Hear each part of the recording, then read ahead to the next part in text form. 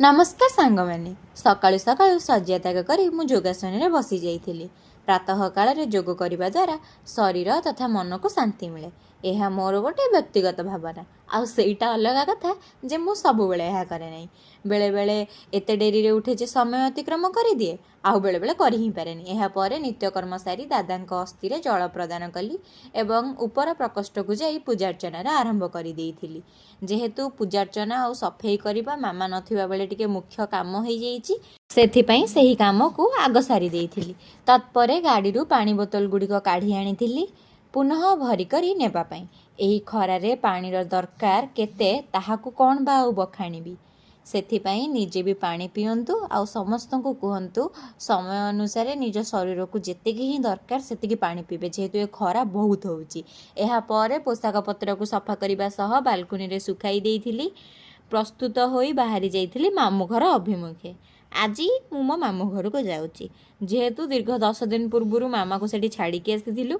आज मो मामार विदाय होबार बेळ आउ मामा को सेठारु नेबा सह एक व्रत घर को मध्य जिबार थिला। सेथिपई मामू घर को ठीक गला बेले एई छोटो दोकानटीर बरा मोर भारी प्रिय। मो बाबा निजे जाई मो पई गाड़ी को खाइबाटा नहीं आसीथिले। से सब बेले एमिति करंती, से निजे बाहर खाइबे पछे गाड़ी रे किंतु मते आनी देई देकी जांती। बापा मानकर भल पाइबे ही सेमिति। झियो पुओ समस्तक पई समान, किंतु झियो मानक पई टिके अधिका।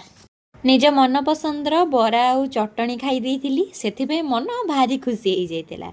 एहा परे मामू घर जाई पहुंची जाइथिलु। पूर्वर तो आपण मानकु मु जणैथिली जे मो सान आईंक हाथ रंधा मते लागे भारी बढ़िया।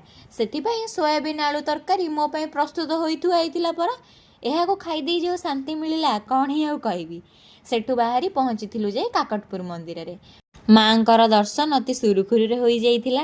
मांकर दिव्य दर्शन सहित भोग पाई देई आमे पुणी बाहरी थिलु व्रत घर भोजी अभिमुखे। व्रत घर भोजी खाई देई घर अभिमुखे बाहरिलु। आजिर दिनटी किछि एमिति ही कटिला। मो भिडियोटी भल लागिथिले लाइक शेयर सब्सक्राइब करिया को जमा भूलिबेनी। आशा करूछि आपण माननकु भिडियोटी भल लागिथिबो। जय जगन्नाथ, देखाबा गोटे भिडियो रे।